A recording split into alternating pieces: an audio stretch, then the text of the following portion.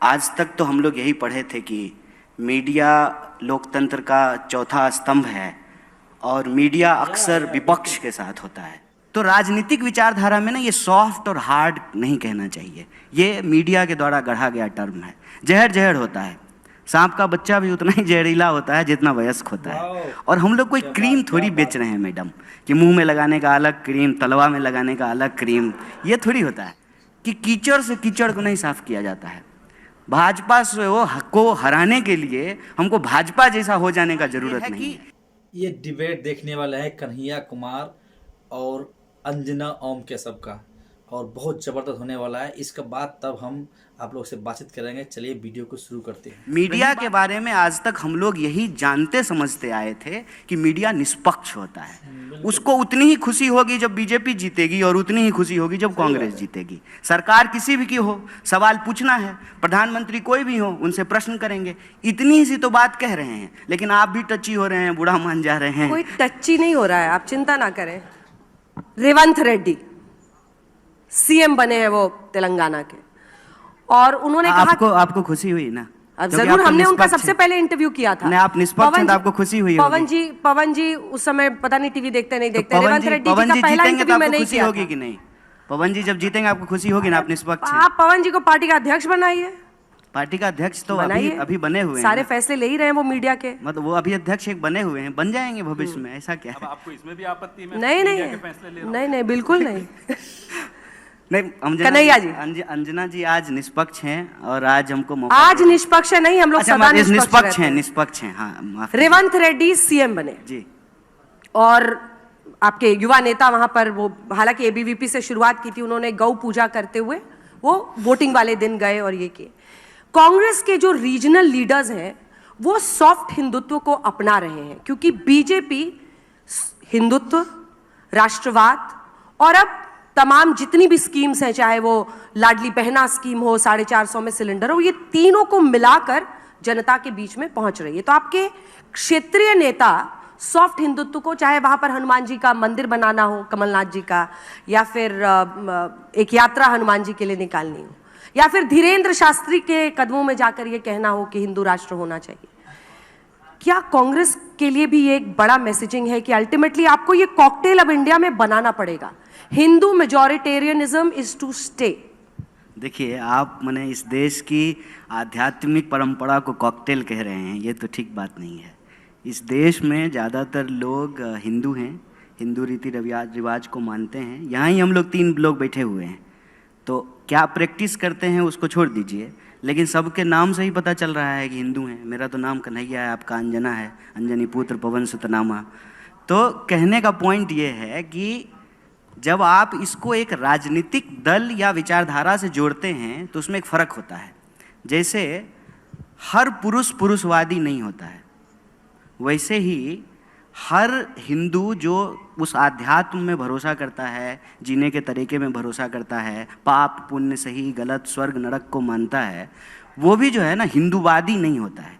ये एक राजनीतिक विचारधारा है। अगर आप राजनीतिक विचारधारा की बात कर रहे हैं, अगर मैं सही हूँ, तो राजनीतिक विचारधारा में ना ये सॉफ्ट और हार्ड नहीं कहना चाहिए, ये मीडिया के द्वारा गढ़ा गया टर्म है। जहर जहर होता है, सांप का बच्चा भी उतना ही जहरीला होता है जितना वयस्क होता है। और हम लोग कोई क्रीम थोड़ी बेच रहे हैं मैडम, कि मुंह में लगाने का अलग क्रीम, तलवा में लगाने का अलग क्रीम। ये थोड़ी होता है। एक राजनीतिक विचारधारा है वो, और वो राजनीतिक विचारधारा जिसको आपने कहा कि हिंदुत्ववादी, उसको बीजेपी रिप्रेजेंट करती है। लेकिन कांग्रेस पार्टी हिंदुइज्म, जो इस देश का सांस्कृतिक इतिहास है, जो आध्यात्मिक परंपरा है, उसको हमेशा से मानती है। सत्यमेव जयते हमारे देश के राष्ट्रीय चिन्ह पे लिखा हुआ है, तो ये बीजेपी के पैदा होने से पहले से लिखा हुआ है ना। 1980 में बीजेपी बनी है, देश को 47 में आज़ादी मिली, 50 में संविधान लागू हुआ। तो जो भी आपको परंपरा दिखती है वो परंपरा तो चली आ रही है, और ये कांग्रेस पार्टी के बनने से भी पहले से चली आ रही है, ये गांधी जी के पहले से भी चली आ रही है। तो देश के 5000 साल के इतिहास को इस तरीके से हमको ना तू मैं की बहस में जो है रिड्यूस नहीं करना चाहिए। और कांग्रेस पार्टी ने कभी भी इस देश में किसी भी धर्म को कमतर करके नहीं आंका है। सर्वधर्म समभाव जो गांधीवादी चिंतन है उसको रिप्रेजेंट किया है। रघुपति राघव राजा राम, पतित पावन सीताराम, ईश्वर अल्लाह तेरो नाम, सबको सन्मति दे भगवान। हम सुखी, संसार सुखी तो हम सुखी। ये भारतीय चिंतन परंपरा है। मेरे ख्याल से उसको कॉकटेल आपको नहीं कहना चाहिए, ये शब्द नहीं कहना चाहिए आपको। और राजनीतिक जीत के लिए हम कहते हैं कि रणनीति जब हम बना रहे हों तो एक बात का खास ध्यान रखना चाहिए कि कीचड़ से कीचड़ को नहीं साफ किया जाता है। भाजपा को हराने के लिए हमको भाजपा जैसा हो जाने का जरूरत नहीं है। रही बात जनता की, तो जनता के जीवन में धर्म उसका एक पक्ष होता है। किसी भी धर्म का कोई व्यक्ति हो, भूख सबको लगती है, डर सबको लगता है, घर की जरूरत सबको होती है, नौकरी सबको चाहिए होता है। ये जो एक नया सगुफा आज के दिन में छोड़ा गया है ना, कि अपना सीना मत देखो, पेट और पीठ जो है ना दोनों सटक करके एक हो गए हैं, प्रधानमंत्री का सीना नाप रहे हैं। आसपास जो घटनाएं घट रही हैं उसको नहीं देखेंगे, नाली में ढक्कन नहीं है वो नहीं देख रहे हैं, स्कूल में टीचर नहीं है वो नहीं देख रहे हैं, सड़कें नहीं बनी है, अनाज जो है लोगों को खाने के लिए नहीं मिल रहा है, लोग भूख से सो रहे हैं। पढ़ने लिखने के बावजूद, अंजना जी बधाई हो आपको, आप जो है जामिया से पढ़ करके इतने बड़े चैनल में इतनी बड़ी एंकर बन गई। आज जो आपके जूनियर हैं जो पढ़ रहे हैं, दर दर भटक रहे हैं बेचारे, उनको नौकरियां नहीं मिल रही है। एलुमनाई मीट में जाइएगा तो पूछिएगा, 45 साल में देश में सबसे ज़्यादा बेरोजगारी है। ये सवाल है, इस सवाल पे हमको बार बार आना पड़ेगा। अलग बात है कि जो पवन जी थोड़ा तल्ख हो जा रहे हैं, लेकिन उनका रंज इसी बात से है। आपने कहा ना कि हम ऑब्सेस्ड हो रहे हैं पवन जी हमसे, आपसे ऑब्सेस्ड नहीं हो रहे हैं। सवाल ये है कि मीडिया के बारे में आज तक हम लोग यही जानते समझते आए थे कि मीडिया निष्पक्ष होता है। उसको उतनी ही खुशी होगी जब बीजेपी जीतेगी और उतनी ही खुशी होगी जब कांग्रेस जीतेगी। सरकार किसी भी की हो, सवाल पूछना है, प्रधानमंत्री कोई भी हो, उनसे प्रश्न करेंगे। इतनी सी तो बात कह रहे हैं, लेकिन आप भी टची हो रहे हैं, बुढ़ा मान जा रहे हैं। कोई टची नहीं हो रहा है, आप चिंता ना करें, वो और लोग होंगे जो टची होते होंगे। कन्हैया जी, कर्नाटका में जिन गारंटीज पर कांग्रेस पार्टी को इतनी बड़ी जीत मिली, जिसकी चर्चा हुई, और वहां से विद इन इंडिया गठबंधन भी कांग्रेस का कद बढ़ा, क्योंकि उसके बाद बेंगलुरु में सबसे बड़ा आयोजन किया गया इंडिया गठबंधन के साथियों का। ये कांग्रेस की जो गारंटीज थी कर्नाटक में, वो मोदी की गारंटी कब बन गई, क्यों बन गई और कैसे सफल हो गई 3 राज्यों में? आपके प्रश्न का जवाब मैं दूंगा। सबसे पहली बात तो ये कि आप बार बार ये कह रहे हैं कि हमने कांग्रेस पार्टी के 3 नेताओं को बुलाया है, तो अब 3 बुलाएं, 6 बुलाएं, 60 बुलाएं, लेकिन अगर हम एक पार्टी के नेता हैं तो हम सबसे एक ही सवाल पूछा जाएगा। ऐसा तो होगा नहीं कि पवन जी से अलग सवाल पूछा जाएगा, हमसे अलग सवाल पूछा जाएगा, और हमारा जवाब भी एक ही होगा अगर हम एक पार्टी के हैं तो। और दूसरी बात, आपने कहा कि मीडिया पे दोष मत मढ़िए, बिल्कुल ठीक बात है। आज तक तो हम लोग यही पढ़े थे कि मीडिया लोकतंत्र का चौथा स्तंभ है और मीडिया अक्सर विपक्ष के साथ होता है, कोई सवाल जो है वो सत्ता से पूछता है। मुझे इस पे कोई गिला शिकवा नहीं है, क्योंकि आपने एक शायरी पढ़ी थी तो हम भी एक पढ़ देते हैं आपके लिए कि हमने इस दौर के अंदाज निराले देखे, फैसला कत्ल का कातिल के हवाले देखे। तो कोई बात नहीं है, ये वक्त की बात है और बिल्कुल आप पे कोई दोषारोपण नहीं है, गिला शिकवा नहीं है। और आपने कहा कि कांग्रेस पार्टी हार गए, आप बीच में ये भी कहा आपने कि राहुल गांधी हार गए। कांग्रेस पार्टी हारे, राहुल गांधी हारे, ये 2 अलग अलग चीज़ नहीं है, ये एक ही बात है। पार्टी की जीत में राहुल जी की जीत है और पार्टी के हार में राहुल जी की हार है। राहुल जी की जीत से जो है पार्टी की जीत जुड़ी हुई है, ये अलग अलग चीज़ नहीं है। और इस बात में कोई दो राय नहीं है कि संख्या बल के हिसाब से हम देखें तो परिणाम जो है हमारे पक्ष में नहीं है। और आपने बिल्कुल सही आंकड़ा दिया है कि जो हिंदी पट्टी है उसके ज़्यादातर राज्यों में बीजेपी की सरकार है, बिल्कुल ठीक बात है, फैक्ट है। सवाल ये है कि इस देश में भारतीय राष्ट्रीय कांग्रेस एक पार्टी है जो कई सालों तक सत्ता में थी, सरकार में थी, उससे पहले जो है आज़ादी के आंदोलन में हिस्सा ली, देश को आज़ादी दिलाई, और अभी विपक्ष में है। ये एक स्वाभाविक प्रक्रिया है, जो खेलता है तो कोई हारता है, कोई जीतता है, इसमें कोई दुर्भावना वाली बात नहीं है। लेकिन मैं आपको इन सब चीज़ों के अलावा विशेष रूप से इस बात का धन्यवाद देना चाहता हूं कि आप गारंटी शब्द लेकर के आए, और जो प्रश्न आप हमारे दोनों वरिष्ठ नेताओं से पूछ रहे थे, और पवन जी को बोलने का हमसे ज़्यादा बिल्कुल हक है क्योंकि वो हमारे मीडिया चेयरपर्सन हैं, मीडिया डिपार्टमेंट को हेड करते हैं, तो स्वाभाविक रूप से उनको ज़्यादा बोलना चाहिए लेकिन हम आए हैं यहाँ पे इनके साथ इसलिए कि हमारे पास आज इस देश को देने के लिए एक अल्टरनेटिव है, एक मॉडल है। और आपने चाहे मतलब ट्रोल करने के लिए ही सही या आरोप लगाने के लिए सही, आपने एक बड़ी अच्छी शब्द का इस्तेमाल किया कि कांग्रेस पार्टी की गारंटी की वजह से कर्नाटका में हमको जीत मिली। तो वो जो गारंटी थी वो मोदी जी की गारंटी कैसे बन गई? और मेरा ये मानना है कि कांग्रेस पार्टी ने इस देश में एक टेम्पलेट सेट किया है। टेम्पलेट ये सेट किया है कि इस देश में सरकार और जनता के बीच में एक संबंध है। संबंध ये है कि जनता सरकार को टैक्स देती है और सरकार बदले में जनता को सुरक्षा, उसके जो है रोजी रोटी, कपड़ा, मकान, इन तमाम चीज़ों को मुहैया कराती है, व्यवस्था कराती है। धीरे धीरे ऐसा माहौल बनने लगा था देश में कि हम लोग टैक्स तो दे रहे हैं लेकिन सरकार क्या देगी ये तय नहीं हो पा रहा था। और मुझे बड़ी इस बात की खुशी है कि जीत किसी की हुई हो, मुख्यमंत्री कोई बना हो, लेकिन एक बात हम सबको मुक्त कंठ से स्वीकार करना चाहिए कि एक बार फिर से लोक कल्याण, वेलफेयरिज्म इस देश की राजनीति के केंद्र में आया है। पहले क्या था ना कि दिन भर हिंदू मुसलमान की बहस में रोजी रोटी, कपड़ा, मकान कहीं छुप जा रहा था।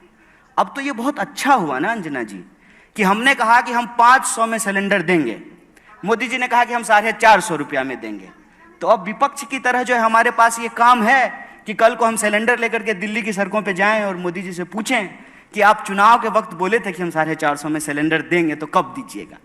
ये है देश को आगे ले जाने वाली बात, ये है सकारात्मक राजनीति कि अगर हम इस देश में एक टेम्पलेट सेट कर रहे हैं कि हम बोल रहे हैं कि अगर इस देश में एमपी को, यहाँ हमारे मेंबर ऑफ पार्लियामेंट बैठे हुए हैं, अगर उनको पेंशन मिल सकता है तो इस देश में कांस्टेबल को कहीं नहीं क्यों नहीं मिल सकता है, टीचर को क्यों नहीं मिल सकता है, जो सरकारी नौकरियां करते हैं उनको क्यों नहीं मिल सकता है। अब ये टेम्पलेट सेट हो रहा है कि हम कह रहे हैं कि अगर आप इस देश के बड़े कॉरपोरेट का कर्जा माफ कर सकते हैं, 10,60,000 करोड़ रुपया आपने माफ किया है और आपने किसान निधि के तहत 2,60,000 रुपया किसानों को दिया है, तो ये बेईमानी क्यों? देश के मुट्ठी भर जो है उद्योगपतियों को, व्यापारियों को आप 10,60,000 करोड़ रुपया दे रहे हैं और देश के किसानों को मात्र 2,60,000 करोड़। तो मेरा मानना है कि जीत किसी की भी हो, अल्टीमेटली इस चुनाव में और इस चुनाव के बहस में एक एजेंडे की जीत हुई है। और ये एजेंडा किसका है? वो एजेंडा है सरकार के तौर पे आपकी जिम्मेवारी क्या है, जनता के तौर पे किसकी भागीदारी हो रही है और किसकी भागीदारी नहीं हो रही है। महिलाओं को चाहे डायरेक्ट कैश ट्रांसफर हो, उनका खाता खुलना हो, सबको पक्का मकान दिलाना हो, 5 किलो अनाज हो, तो ये तो पुराने नेता हैं कांग्रेस के, आपको बताएंगे। इसमें से कोई ऐसी योजना नहीं है जिसकी नींव कांग्रेस पार्टी के द्वारा नहीं रखी गई। इंदिरा आवास योजना के तहत गरीबों का पक्का मकान बनाया जाता था, पीडीएस सिस्टम के तहत जो है गरीबों को जो है अनाज दिया जाता था, और डायरेक्ट कैश ट्रांसफर करने के लिए इस देश में आधार की योजना लाई गई। पहली बार ऐसा हुआ कि बायलैटरल एंट्री से कांग्रेस पार्टी एक ब्यूरोक्रेसी का सिस्टम लेके आई कि हम आधार कार्ड बनवाएंगे, सबका खाता खुलवाएंगे और डायरेक्ट कैश ट्रांसफर करेंगे। और मैं आपको याद दिला दूं कि 2019 में कांग्रेस पार्टी का जो एजेंडा था उसमें राहुल जी ने बार बार एक योजना की बात की थी, उन्होंने न्याय की बात की थी कि पूरी दुनिया में जब यूनिवर्सल इनकम की बात हो रही है, अगर हम ये कह रहे हैं कि दुनिया में भारत जो है फास्टेस्ट ग्रोइंग इकोनॉमी है, 5 ट्रिलियन की इकोनॉमी हम बन जाएंगे, तो फिर हमको ये देखना पड़ेगा कि धन का बंटवारा क्या है। जैसे अगर हम ये देखेंगे ना, अगर हम आज तक चला रहे हैं मान लीजिए, या ललन टॉप चला रहे हैं, तो अंजना जी को कितना सैलरी मिल रहा है और अंजना जी का दफ्तर साफ करने वाला जो स्वीपर है उसको कितनी सैलरी मिल रहा है। एक अंजना जी की सैलरी में कितने ड्राइवरों को सैलरी मिल सकता है। ये जो धन का बंटवारा है ये देखना पड़ेगा, क्योंकि आंकड़ा ये कहता है कि इस देश में 1% लोगों के पास 99% प्रॉपर्टी अकोमुलेट हो गई है। तो 99% जो लोग हैं उनके पास जो है दोबारा रोजी के लिए, रोजगार के लिए, शिक्षा के लिए, कपड़े के लिए, उनके बच्चों के जो है भविष्य के लिए सरकार क्या उपलब्ध कराएगी। और मैं बहुत खुश हूं इस बात से, चुनावी परिणाम जो भी हो, कि एजेंडा कांग्रेस पार्टी का जीता है। और आप जान लीजिए कि जाति जनगणना का प्रश्न जो कांग्रेस पार्टी उठाई, उसमें किसी जाति को किसी जाति से लड़ाने का सवाल नहीं है। सबकी भागीदारी सुनिश्चित करने का सवाल है। आपका छीन करके किसी को नहीं दे देना है, लेकिन जिसको नहीं मिल पा रहा है वेल्थ का रीडिस्ट्रीब्यूशन कैसे करेंगे, ये सारे एजेंडे राजनीति में आए हैं। देश के नौजवान इस पे बात कर रहे हैं और विपक्ष ने जो यह सवाल उठाया, जो गारंटी की बात की, फ्री बिजली देंगे, महिलाओं को फ्री बस यात्रा कराएंगे, 500 रुपये में सिलेंडर देंगे, डायरेक्ट कैश ट्रांसफर करेंगे, किसानों का कर्जा माफ करेंगे, जो लोन लेकर के स्टूडेंट पढ़े हैं उनका लोन कम करेंगे, रोजगार की गारंटी करेंगे, यूनिवर्सल इनकम के आधार पर न्याय योजना लेकर के आएंगे। इन सवालों से ये हुआ है कि मोदी जी को भी राजस्थान में कन्हैया लाल करते करते ये कहना पड़ा कि हम 450 में सिलेंडर देंगे। और जब एक बार मोदी जी ने कह दिया तो जो सवाल पूछ रहे थे प्रमोद जी, वो सवाल अब हम भी पूछ सकते हैं फिर से कि आपने तो कहा था कि हम 15 लाख। तो आप लोग क्या राय है, आप लोग कमेंट में जरूर बताइएगा। और मीडिया का जो सच्चाई में एक होता है सच्चाई दिखाना, लेकिन मीडिया आजकल ऐसे करता नहीं है। मीडिया क्या करता है, एक ही पक्ष लेकर के बस वो कोई भी चैनल खोलो उसका लाउड स्पीकर बजते रहता है, घूमते रहता है। मीडिया काम ये नहीं होता है। मीडिया काम होता है क्या, सच दिखाना। मीडिया का काम होता है एकदम बिल्कुल सच दिखाना, चाहे कोई भी पक्ष हो, कोई भी कुछ भी हो, उसको सच दिखाना होता है। लेकिन मीडिया आजकल ऐसे करता नहीं है, उससे कोई उम्मीद नहीं रखता है। चलिए बहरहाल आप लोगों को क्या राय है इस वीडियो में, आप लोग कमेंट करना जरूर, एकदम लाइक शेयर करना। और दूसरा वीडियो लेके आएंगे, जब तक आप लोग अपना ख्याल रखना, एकदम बढ़िया से रहना।